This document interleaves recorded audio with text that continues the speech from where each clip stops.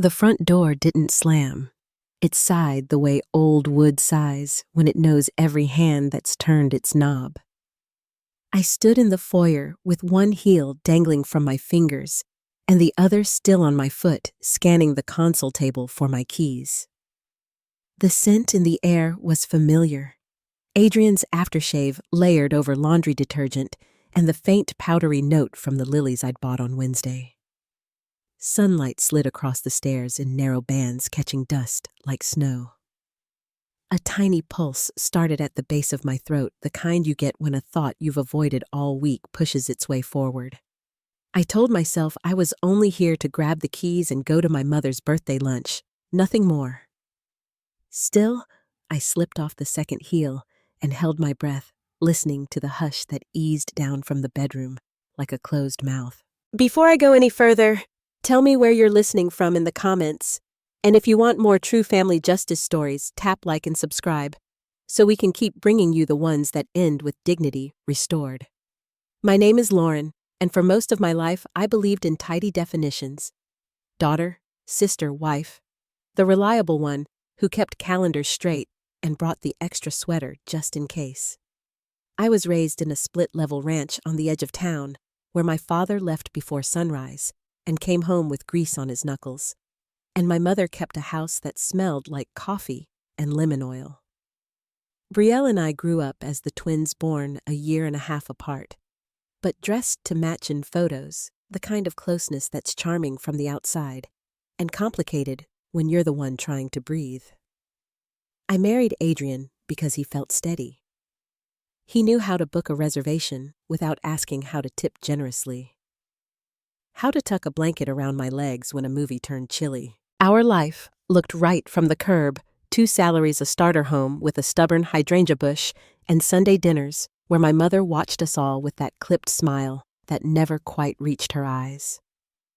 Underneath, small things didn't add up, and I filed them away like receipts you mean to reconcile later. Brielle and my mother always had a shorthand I couldn't quite learn, glances that skimmed over me as if I were the pause between their lines. When my father died, the will was presented like a finished story, not an invitation to ask questions, and I didn't push because grief makes good people quiet. Adrian's work trips multiplied, and with them came a new carefulness in his tone, like a man rehearsing kindness instead of feeling it. I told myself marriages had seasons that families do their best with the tools they have. I kept volunteering at the nonprofit after hours, kept believing that purpose could steady a life, even when a room goes briefly out of focus. I would have kept believing too, if not for one small, ordinary misstep, a forgotten set of keys on a bedroom nightstand. The house was too still for a Saturday, the kind of quiet that makes you aware of your own breathing, and there was a sliver of light under the door that shouldn't have been on. My palm found the banister the way it always had, and the old wood warmed under my skin as I climbed, listening for the sound that would tell me I was being silly, running water a phone call, a laugh meant for me. Halfway down the hall, I heard it instead, a voice I knew as well as my own name, followed by another low and intimate threaded together in a way that did not belong to the life I thought I had. I stepped into the shadow by the doorframe, and the air changed temperature, like the moment before a storm breaks. The voices came clearer the closer I pressed to the bedroom door. I recognized Adrian's tone, first low and coaxing in a way I hadn't heard in months. He was saying her name softly, almost like a promise. Then Brielle's laugh cut through sharp and hushed, and the sound nearly buckled my knees. They weren't talking in the kitchen or planning some family surprise. They were lying across my bed, their words spilling into the hallway as if they belonged there. Lauren never questions anything. Adrian murmured, his voice carrying a quiet confidence. She buys every story I feed her about late nights and work trips. She actually believes I'm working on us. My heart stung, but it was Brielle's answer that sent me sliding down the wall. Just like when we were kids, she said with a mocking edge. She believed Mom loved her the same as me. Their laughter overlapped, cruel and familiar, and I pressed my fist to my mouth to keep from making a sound. I dared a glance through the gap in the doorway. Adrian's shirt hung open, and Brielle's hair fanned across the pillow I'd rested on the night before. I could barely breathe as I realized this wasn't a fleeting moment or some reckless mistake. The way they spoke, the way their voices tangled together, it was practiced. It was deliberate. It was a betrayal that had grown roots long before I stumbled into it. Adrian shifted, lowering his voice, but I caught enough to freeze the blood in my veins. "When are you going to tell her about the will?" he asked. Brielle's tone changed, no longer playful, but sharp. "Why would I? She deserves nothing. The lawyer already said what I paid him to say." I pressed my head against the wallpaper cool against my temple as the words twisted in my chest. My father's will paid him to say. For years, I believed everything had gone to my mother, that there had been nothing left for me. Now Brielle's voice, steady and cruel, told me otherwise. Adrian asked about Margaret, and Brielle's reply was colder than ice. "She's been keeping worse secrets for decades. She's not about to start talking now. Besides, she hates Lauren as much as I do." The silence that followed stretched until I thought they'd heard me, until my pulse thundered so loudly in my ears, I was sure it gave me away. Then, Brielle's next words cracked the last of the foundation under me. "No, Adrian. She isn't. I don't remember leaving the hallway." One moment, I was crouched against the wall, biting my knuckle to hold back a sob. The next, I was in my car keys, still missing, gripping the steering wheel hard enough to leave dents in the leather. I stared back at the house I'd called home, my mind replaying their words until each one felt like a blade. She isn't. Not Margaret's daughter. That couldn't be. My whole life had been built on bedtime stories, school photos, the rhythm of a family I thought I belonged to. But when I searched my memories, I began to notice the cracks. How my mother's face always tightened when I asked about the past. How she and Brielle exchanged knowing looks I could never translate. How I'd always felt like I was standing just outside the circle of my own family. I drove without deciding where the cemetery pulling me in, like it always had, when I needed answers I couldn't find. The late sun stretched shadows across the headstones, and I found myself kneeling in front of my father's marker, tracing the letters of his name. "What did you do, Dad?" I whispered to the cold stone. "What did you leave me with?" The silence of the graveyard pressed down heavier than anything I'd felt in the house, heavier than the betrayal still ringing in my ears. My phone buzzed, the sound jarring against the quiet. Adrian's name lit the screen with a message that felt rehearsed. "Where are you? Thought you'd be back by now." Another came seconds later. "Your mother's asking about you. Lunch is ready." My stomach clenched at the thought of sitting across from Margaret, pretending everything was normal, while the weight of secrets churned inside me. Yet something about the pull of her kitchen, the familiar setting of childhood, made me decide. If answers were buried anywhere, they were buried there. When I walked in, Margaret was at the counter, hair silvered and neat makeup soft but perfect for her 62nd birthday. "There you are," she said, relief practiced into her voice. I was starting to worry. Her eyes scanned me with the sharpness of a woman who always saw more than she let on. "You look pale. Are you feeling all right?" I forced a smile and sank into the same kitchen chair I'd done homework in as a child. "Just tired," I said, though my heart beat too fast for the word to sound true. I waited until she set her cup down, until her gaze met mine without distraction. "Do you have any pictures of me as a baby?" I asked. "From the hospital, I mean. Really early ones." Something flickered across her face before she smoothed it away. "Of course," she answered too quickly. They're in the albums upstairs. I shook my head. Not those. The hospital ones. Her hands tightened around the cup, the porcelain clinking against the saucer. Why would you ask? That, she said, her tone edged with suspicion. I offered the only excuse I could think of. For family history. Adrian and I were talking about children, and I thought it might be nice to see. Her expression drained of color, and for the first time, her composure slipped. Lauren, she said quietly, why don't you tell me what's really going on? I stared at the woman who had tied my shoelaces, who had zipped my dresses, who had kissed my cheek on the day of my wedding. My throat tightened around the words, but they came anyway. Who is my real mother? The cup shattered against the tile as she dropped it, coffee spreading like a dark stain across the white floor. She pressed a hand to the counter to steady herself, her posture collapsing under the question. How did you find out? She whispered. I leaned forward, my voice raw. So it's true. She nodded, her eyes closing as though bracing for impact. Your father. He was married before, she said slowly. Her name was Isabella. She died when you were 6 months old. The kitchen seemed to tilt as she spoke. I was his secretary.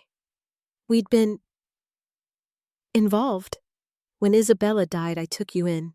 He married me when you were 2. Betrayal is mine. But you... She paused, her voice breaking. You were hers.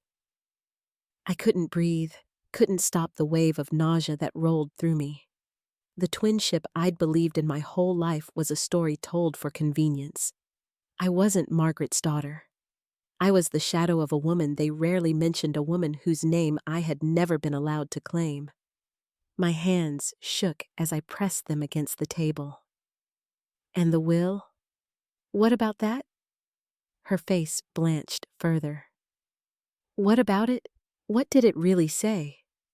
She was silent for so long I thought she would refuse me, but finally she whispered, half. He left half of everything to you. Her words landed like a hammer.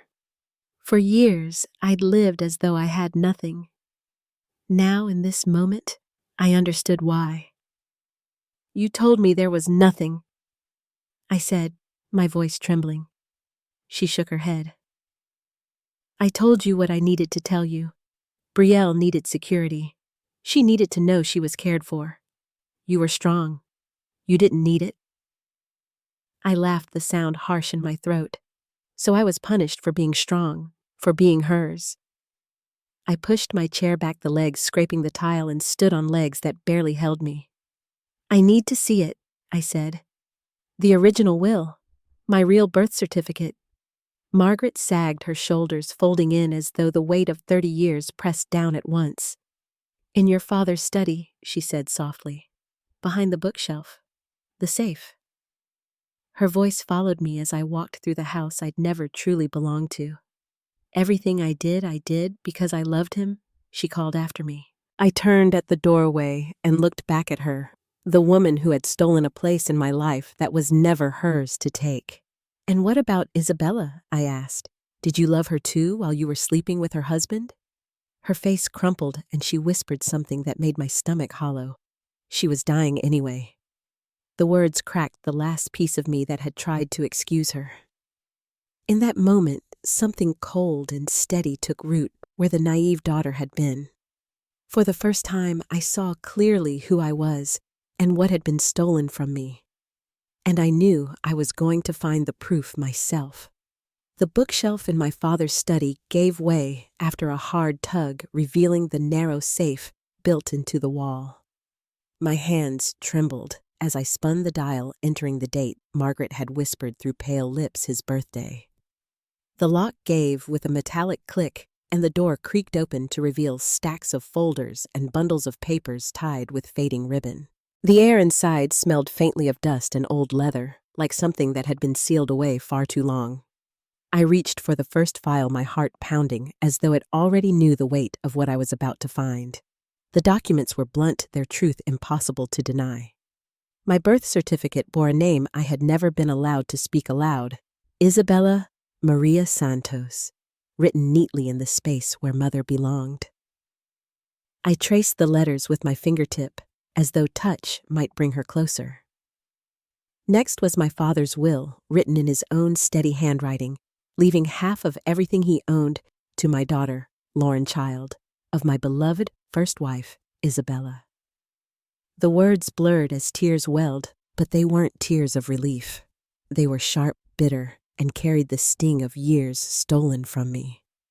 At the bottom of the safe was a bundle of letters tied with a pink ribbon, faded almost white with time.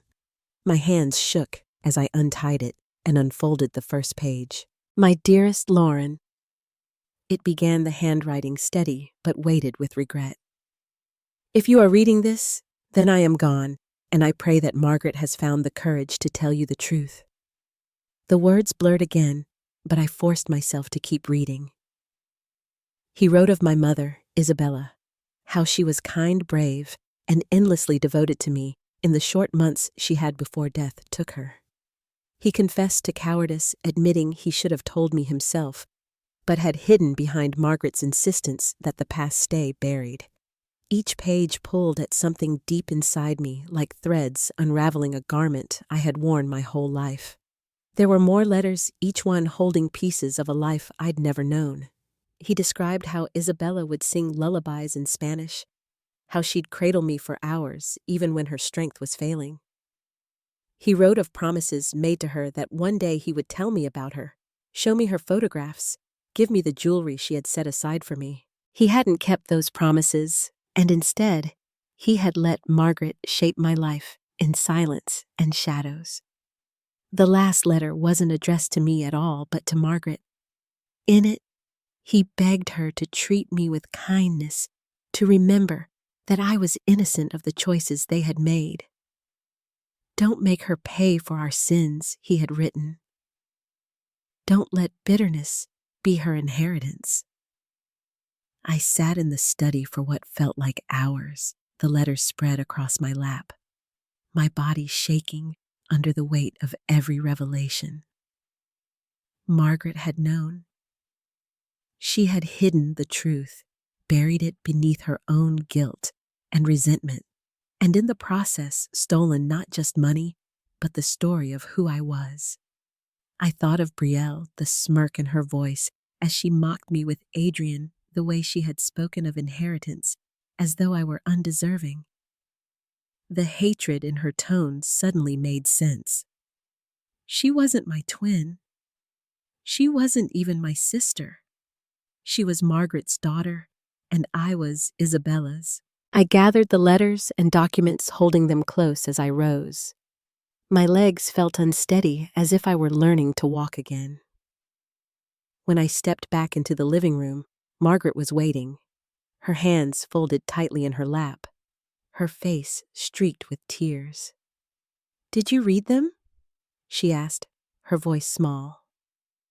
I nodded, unable to speak past the lump in my throat. "Then you know," she whispered. "You know he wanted me to tell you, but I couldn't.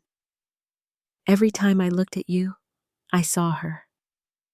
I saw everything I wasn't, and I couldn't bear it." Her words fell heavy, but they did not soften me. "So you punished me," I said, my voice raw. "Every cruel word, every time you chose Betrayal over me, you were punishing me for being hers." Margaret broke down, completely sobbing into her hands. "I tried to love you," she said between gasps. "I really did, but you were the reminder of everything I had destroyed." Loving you felt like living in her shadow all over again.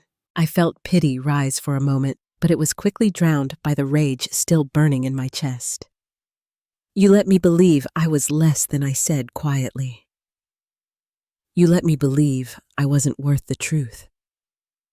She looked up at me with eyes swollen and desperate. "I didn't want you to end up alone. I told Adrian because I thought it would make him love you more if he knew you weren't just the unwanted child." I thought it would make him stay. My stomach turned at her confession. She had told him. She had armed him with the very truth she denied me, and he had used it to weave himself deeper into Brielle's schemes. "So you handed him a reason to betray me," I said. And he handed it to Brielle. Margaret's silence confirmed everything. I couldn't bear another moment in that house. "Where are her things?" I asked, my voice steady now. "Isabella's things." Margaret blinked, surprised. "In the attic, a trunk with her name on it." I didn't wait for her to lead me. I climbed the narrow stairs, dust thick in the air, until I found the cedar chest, marked with faded gold letters, Isabella M. Santos. My fingers trembled as I lifted the lid. Inside was a treasure of a life I had been denied, photographs of a woman who looked strikingly like me, jewelry carefully wrapped in tissue, handwritten notes in Spanish that I couldn't yet translate. At the very bottom was a baby book filled with neat handwriting. Each milestone was recorded in careful detail. My first smile, my first tooth, my first words. The entries stopped suddenly at 6 months, and on the final page a short note read, "My beautiful Lauren, I am so sorry I cannot stay, but I will always be with you. Be strong, mi amor. All my love, Mama." The words blurred as I pressed the book to my chest.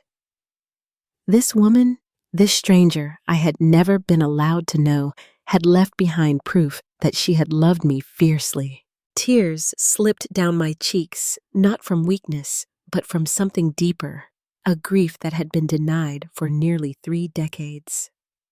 I closed the trunk carefully and carried every piece of it downstairs, ignoring Margaret's pleas, as I made trip after trip to my car.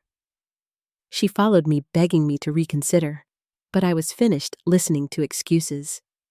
Each item I carried felt like a piece of myself finally restored. By the time the trunk was strapped into my car, night had fallen. The air smelled of rain, heavy and electric, and I stood in the driveway holding the baby book one last time before tucking it safely into the seat beside me. Margaret's voice broke through the dark, calling my name one last time, but I didn't turn back. I drove away from the house I'd grown up in, from the woman who had raised me in lies, and from the life I had thought was mine. The road stretched ahead, empty and dark, but for the first time, I felt a flicker of clarity. I wasn't Margaret's daughter. I wasn't Brielle's sister. I was Isabella's child, and I carried her strength inside me now. At the hotel, I laid Isabella's photographs across the small table by the window, staring into a face that mirrored mine in a way I'd never seen in Margaret or Brielle. My phone buzzed over and over, messages from Adrian, from Brielle, from Margaret, but I ignored them all. Instead, I dialed the one person who had never made me feel like an outsider. "Carla," I whispered when she picked up. "I need to ask you something, and I need you to be completely honest with me." Her voice was warm, steady. "Of course, Lauren. What's wrong?" I swallowed hard. "Have you ever thought my family treated me differently? Like I didn't belong?" She was quiet for a long time before answering. "Honestly, yes. I've always noticed it. Your mom and Brielle have this way of closing ranks, and Adrian—" She trailed off. "What about Adrian?" I asked, bracing myself. "I never trusted him," she admitted softly. "He treats you like you should be grateful for him. Like he's doing you a favor."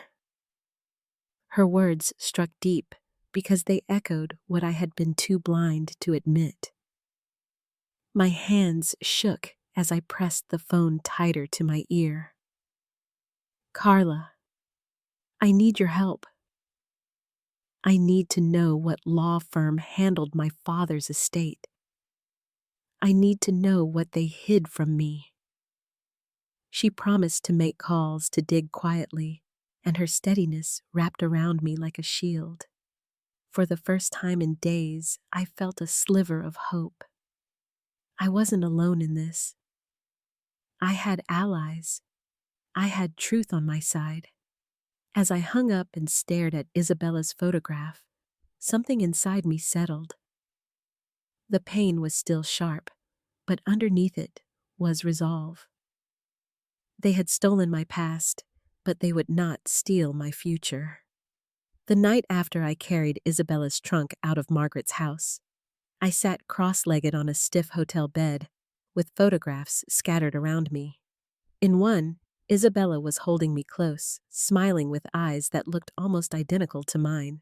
Her joy seemed so pure it ached to look at, because I had been raised to believe she was a footnote in someone else's story.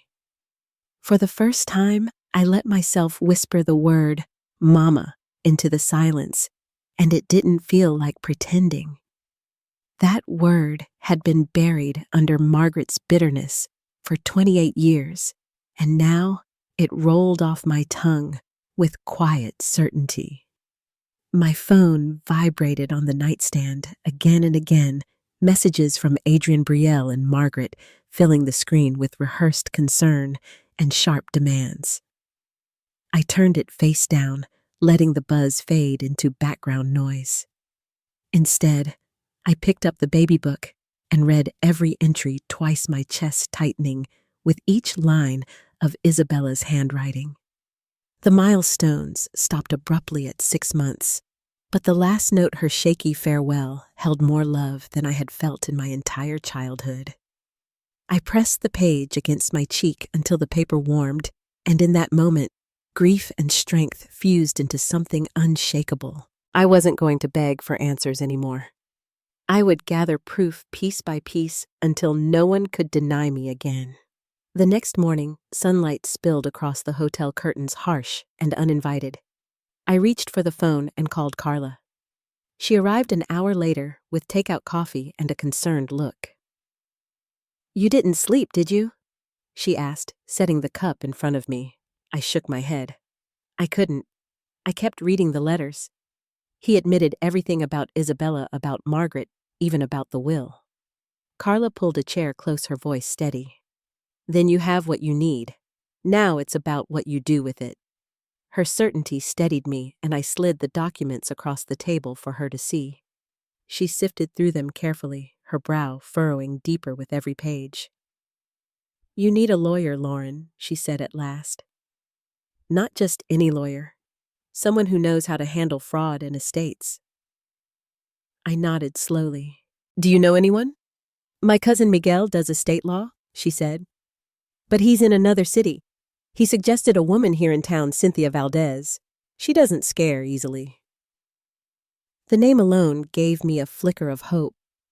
By late afternoon, I was sitting across from Cindy in a wood-paneled office that smelled faintly of lemon polish and paper. She had steel gray hair pulled back neatly, glasses perched low on her nose, and eyes that seemed to weigh every detail. She didn't interrupt as I told the story from the beginning, sliding letters, receipts, and the birth certificate across her desk. When I finished, she leaned back in her chair, fingers steepled beneath her chin. "You have more than suspicion," she said calmly. "You have evidence: fraud, conspiracy, forgery, and theft. The recording you described could be crucial, but even without it, the will and letters are damning." My hands tightened in my lap. "What happens next?" She adjusted her glasses. "We build a case. We document everything, collect bank records, and secure testimony from anyone involved.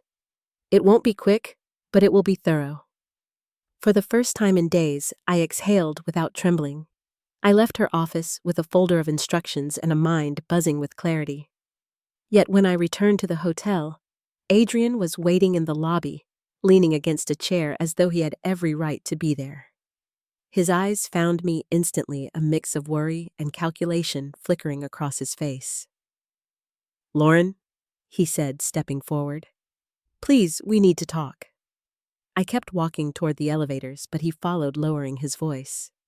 "You're making a mistake. You don't understand what you're doing. I turned my tone colder than I expected. I understand perfectly. I know about Brielle. I know about the will. And I know you've been lying to me.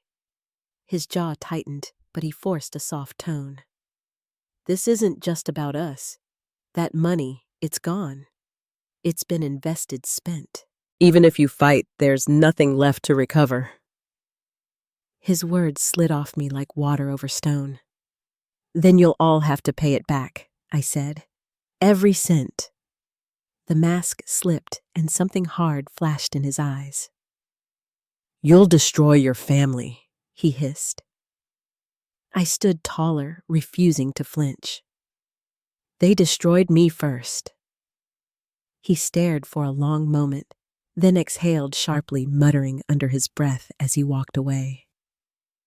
My hands were shaking when I reached the elevator, but the trembling wasn't fear. It was the crackling hum of resolve settling deeper into my bones. Adrian's performance had confirmed what I already knew. He wasn't worried about my well-being.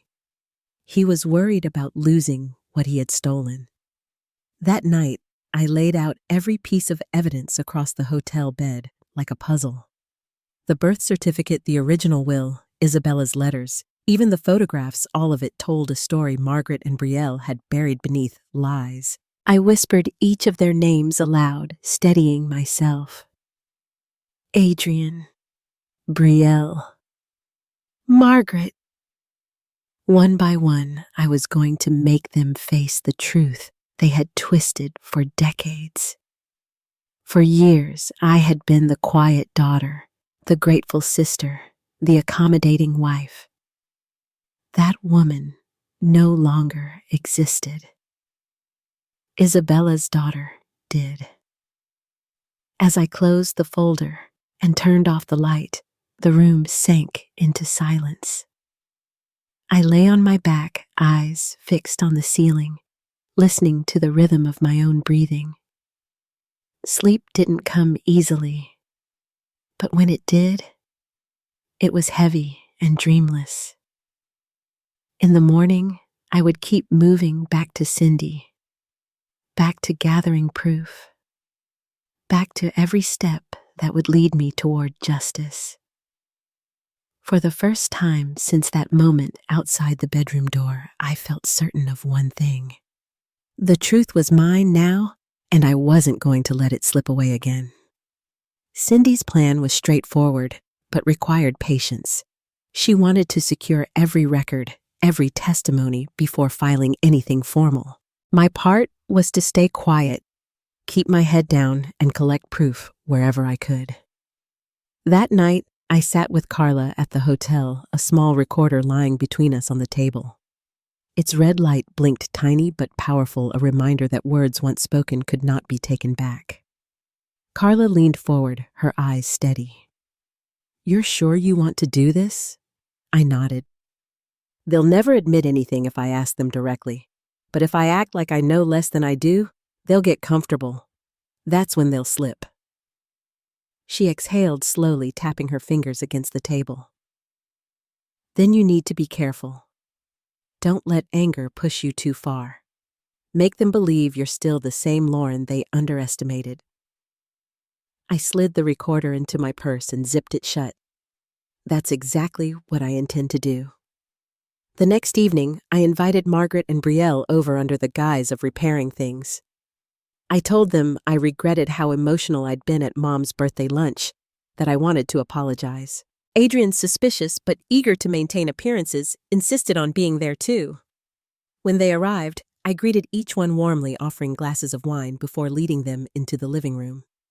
My heart pounded, but my voice stayed even. I've been thinking, I began, and I realize I let stress get the better of me.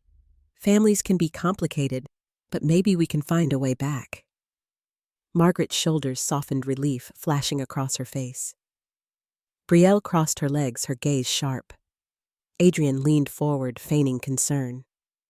"That's good to hear," he said. "We've all been worried about you." I smiled faintly. "I know, and I don't want more distance, especially not now after Dad's estate, after everything. The air shifted with that single word. Margaret's hand trembled around her glass. Brielle's jaw tightened.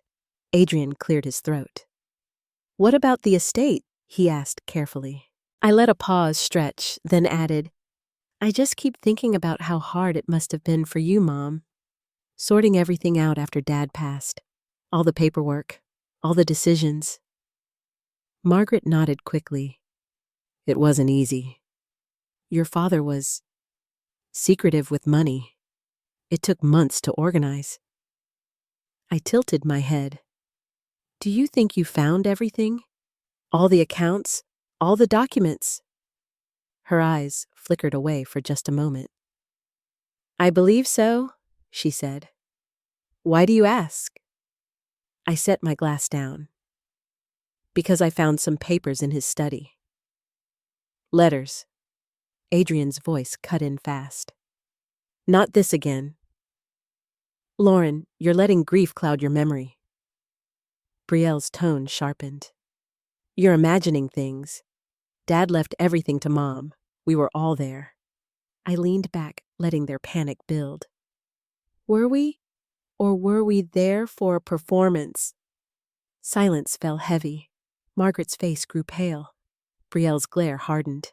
Finally, she snapped. "You deserve nothing, Lauren. Nothing.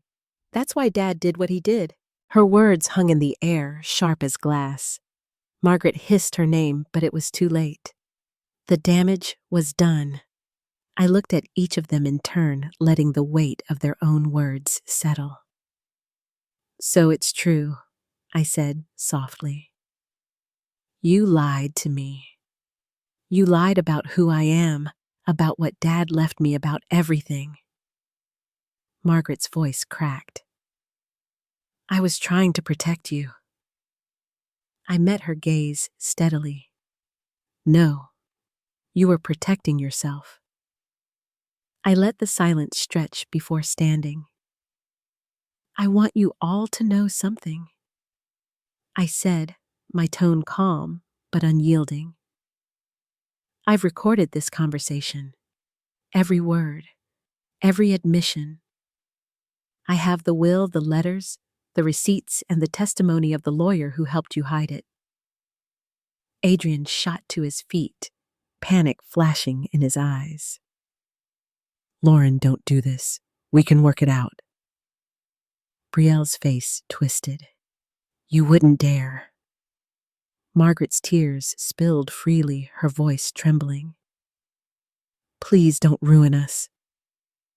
I held up the recorder, the red light still blinking. "You ruined me first. You stole my identity, my inheritance, and my trust. Now you're going to face the truth." My hand didn't shake as I placed the recorder back in my purse. "I'll give you 24 hours to think about what you've done. After that, I'm taking this to the authorities." The room was still as I turned toward the stairs.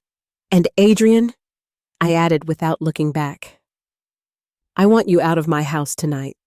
If you're still here in the morning, I'll call the police." He tried to protest, but I cut him off. "It's not your house. The mortgage is in my name." Remember, I packed quickly, ignoring the muffled voices rising from the living room. Margaret's sobs, Brielle's anger, Adrian's desperate bargaining. All of it blended into background noise as I zipped my suitcase shut. With Isabella's letters safe in my bag, I walked out the door and didn't look back. The next morning, I met with Cindy again, the recorder and documents spread across her desk. She listened carefully, nodding at the crucial points. "This is substantial," she said. "With this evidence, we can pursue both criminal and civil charges. Fraud, forgery, theft, conspiracy. The recording strengthens everything."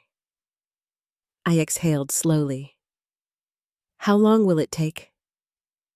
"A few weeks, maybe a month," she replied. "But this is strong. We'll get you what's yours." Her words steadied me, but as I left her office, a familiar voice called from across the street. "Adrian!" He hurried over his face lined with desperation. Lauren, please. You're making a mistake. You're destroying innocent people. I laughed once without humor. Innocent. You and Brielle Margaret. You betrayed me for years. He lowered his voice, glancing around. It's about the money. You don't understand. It's not sitting in a bank account. It's gone. It's been spent invested. Even if you win, there's nothing to take back. I stared at him, my anger cold and clear.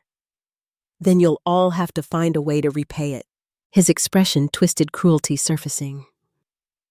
Without us, you're nothing. No family, no skills, no future. You think you can destroy us? You'll destroy yourself. His words landed, but they didn't shake me. I thought of Isabella's letters, her strength echoing through every line, her reminder that I had her heart. I am not nothing, I said quietly. I am her daughter, and I will see this through. Adrian's mouth opened as if to argue, but I turned and walked away, each step steadier than the last. The night after my staged confession trap, I lay awake, replaying every second of it. Their voices still echoed Brielle's anger, Margaret's trembling excuses, Adrian's desperate protests. I knew the recorder in my purse carried more than just proof. It carried the weight of their downfall waiting to be unleashed. But a strange stillness settled over me. For the first time, I wasn't reacting. I was in control. The following morning, I met Cindy in her office again. She studied the audio file I handed her, her expression tightening with each admission.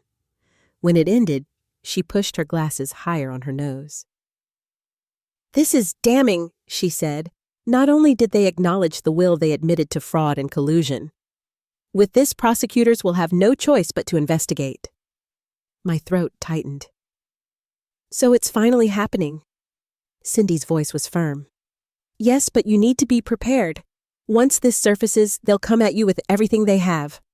Family or not, they'll fight dirty." Her words proved true faster than I expected. That afternoon, Brielle showed up outside my hotel, her car parked crooked as though she had barely thought to stop.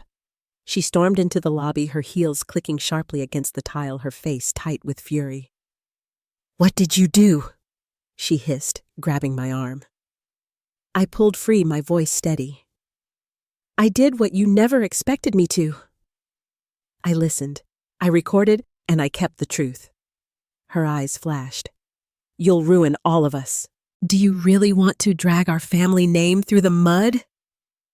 I met her glare with a calm I hadn't known I possessed. "The only mud on this family name is what you and Mom shoveled onto it. I'm just uncovering what you buried." She let out a bitter laugh.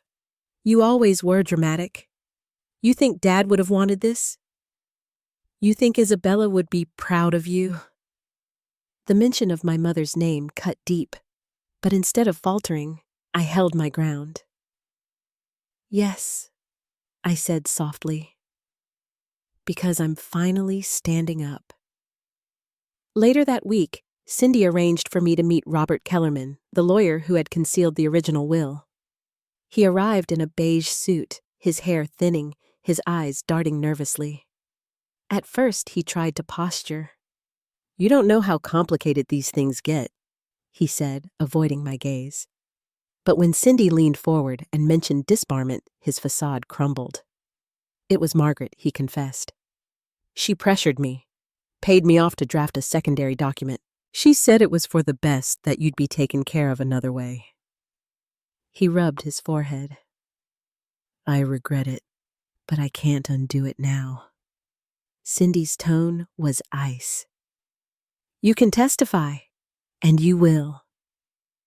Walking out of that meeting, the weight of years of deceit pressed against me, but so did something sharper, vindication. Piece by piece, their lies were collapsing. For decades, I had lived in the shadow of their manipulation, but now, under the harsh light of truth, they were the ones shrinking. Adrian, of course, made one last attempt. He called late at night, his voice dripping with false gentleness. "Lauren, I made mistakes," he began. "But we can still fix this. We can walk away together.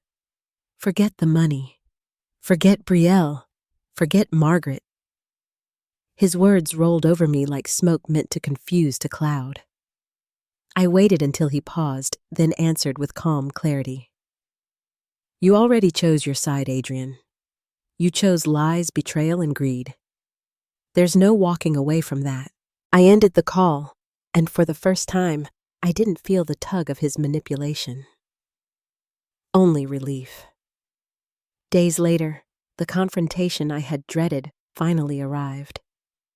Margaret requested to see me sending a message through Carla. Against my better judgment, I agreed meeting her in the quiet corner of a cafe where no one knew us. She looked smaller somehow, her once perfect posture bent beneath invisible weight. "Lauren," she said softly, her hands trembling around a cup of tea. "Please, don't do this. I'm your mother." I stared at her for a long moment, then shook my head. "You raised me, yes, but you're not my mother. You lied to me my whole life. You stole from me. You hated me for something that wasn't my fault." Her eyes brimmed with tears. "I was jealous of Isabella. She had everything I wanted, Fred. Even in death, she had more of him than I did. I was weak, but you don't have to punish me for that." Something inside me twisted at her words, but I stayed firm. "You punished me every day of my life, Margaret. With your silence, with your favoritism, with your lies. This isn't punishment. This is accountability." She pressed her hands together, desperation written in every line of her face. "Please, think of Brielle. Think of the family." I leaned forward, my voice steady but sharp. "I am thinking of family, Isabella's family, my real family, and I'm honoring her by refusing to stay silent." When I walked out of the cafe, I didn't look back. The ache of what I had lost was still there, but so was a new certainty. Their power over me was gone. The next steps moved quickly. Cindy gathered the testimonies, secured the audio, and filed the first motions. The district attorney agreed to review the case. I watched from a distance as the storm I had unleashed began to circle them, each wave higher than the last. They had mocked me as weak, naive, and unworthy.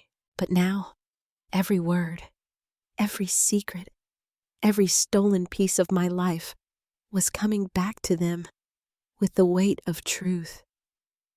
And though justice was still on the horizon, I could feel it drawing closer with every breath. The indictments came faster than I thought possible. One moment, my evidence was sitting in Cindy's office, carefully cataloged in neat folders and flash drives. The next, Margaret, Brielle, and Adrian were being led away in handcuffs, their faces flashing across the evening news.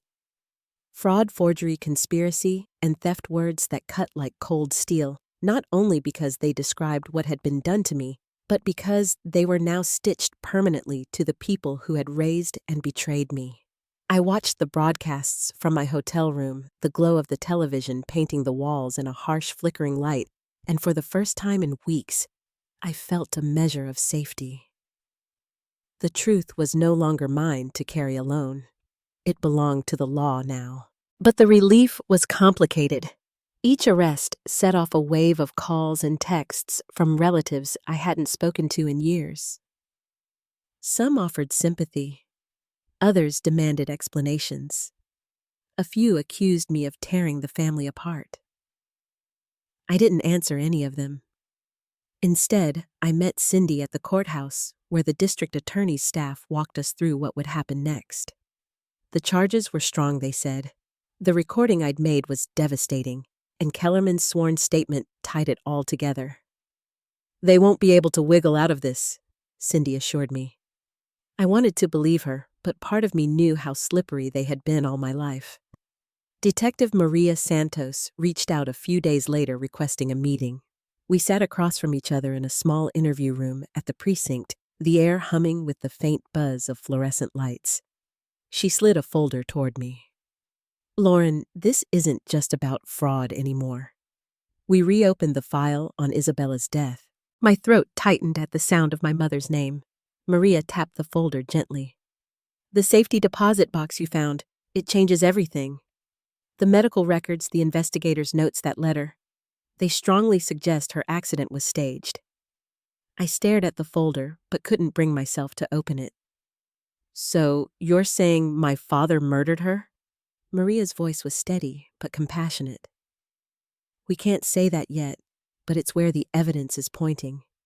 And if Margaret knew even after the fact, she could be charged as an accessory." The idea that my life had been shaped not only by betrayal, but by murder, left me numb. I left the precinct in a daze, the city's noise sounding far away, muffled, like I was underwater.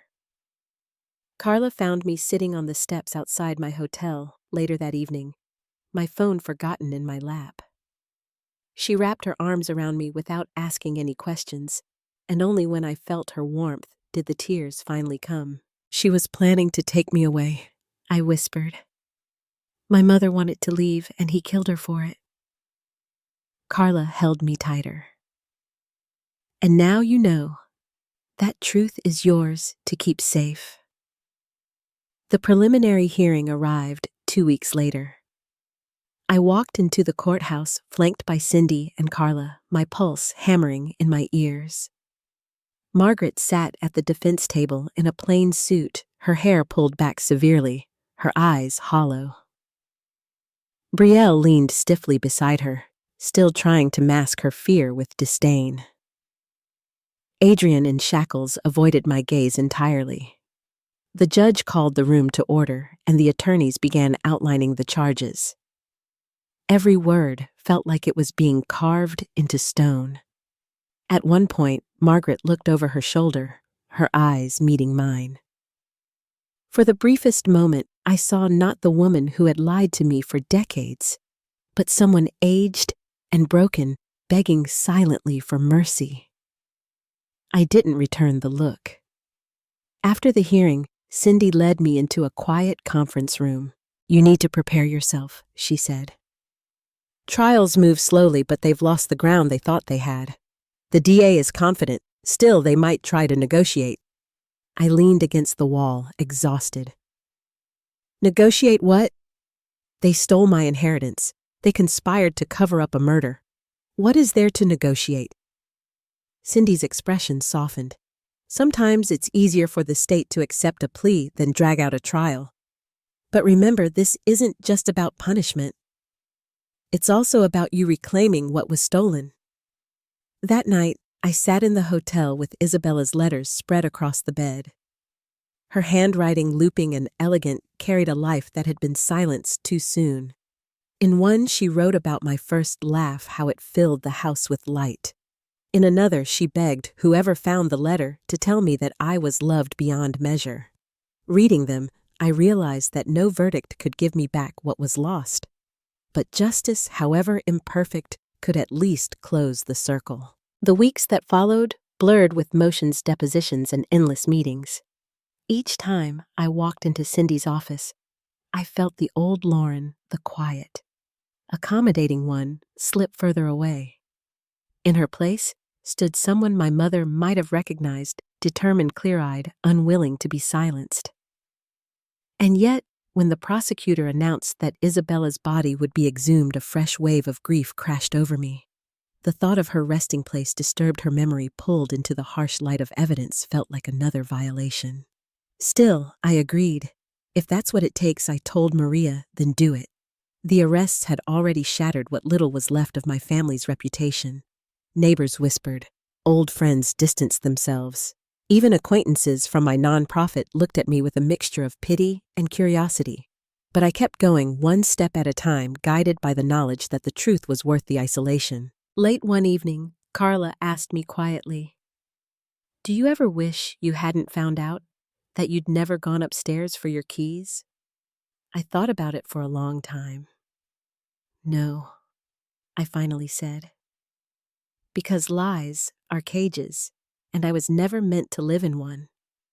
As autumn settled in, the case against them grew stronger. Bank records, forged documents, witness testimony, each piece stacked higher than the last.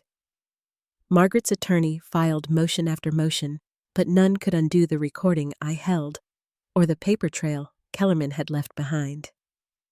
The trial was scheduled for the spring, and as I walked out of the courthouse on that last pretrial hearing day, the crisp air sharp in my lungs, I knew the end was finally drawing near. What I didn't know was how it would feel to face them one last time in front of a jury with the truth no longer whispered but spoken aloud for everyone to hear. The trial ended the way truth often does not, with celebration, but with quiet relief. Margaret never made it to sentencing. Her heart gave out in the middle of proceedings, leaving behind decades of lies that could no longer protect her. Betrayal was convicted on multiple counts of fraud and perjury, sentenced to 7 years, her proud demeanor finally stripped away in the courtroom. Adrian received 5 years for his part, his voice shaking when he heard the verdict, but no apology ever came.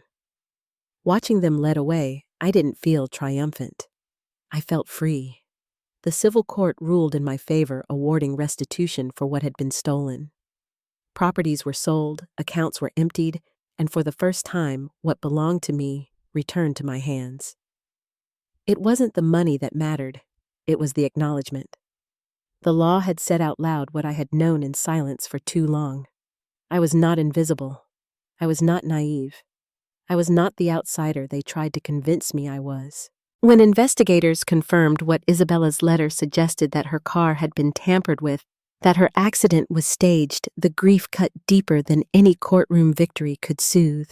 My father had taken her life to keep control, and Margaret had carried that secret in her chest all the years she raised me.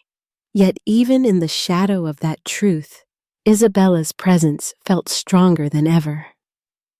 At her memorial, I placed fresh white roses on her grave and whispered that justice had finally come. In the months that followed, I rebuilt piece by piece. I bought a small home of my own, not far from where Isabella once lived, a place filled with light and quiet corners where I could finally breathe. I returned to my nonprofit work this time with a clearer sense of purpose, helping women who had been silenced or dismissed find their voices again. The letters Isabella left me stayed on my desk. A reminder that love outlives deception, that a mother's voice can still guide a daughter decades later. Carla remained by my side, her steady friendship reminding me that family can also be chosen. And in time, love found me again through Miguel, her cousin, who had stood beside me through the long legal battles. With him, I learned what it meant to be cared for, without condition, without secrets. He knew my story, every scar, and every victory, and he loved me not despite it, but because of it. Now, when I think back to that day, I forgot my keys. I understand it was not an accident. Life has a way of pulling us into the very moments that will change us forever. What I overheard broke me open, but it also freed me. From lies, from manipulation, from a cage I didn't know I was living in. I learned that justice isn't always about punishment. It's about reclaiming dignity. It's about standing up and saying, "You cannot take my truth away." For anyone who has ever felt unseen in their own family or doubted their worth because of someone else's cruelty, know this: you are more than their betrayal. You are more than their silence. Before we close, I'd love to know what part of this journey spoke most to you. Share your reflections in the comments, and if you'd like to hear more true family stories, stay connected here.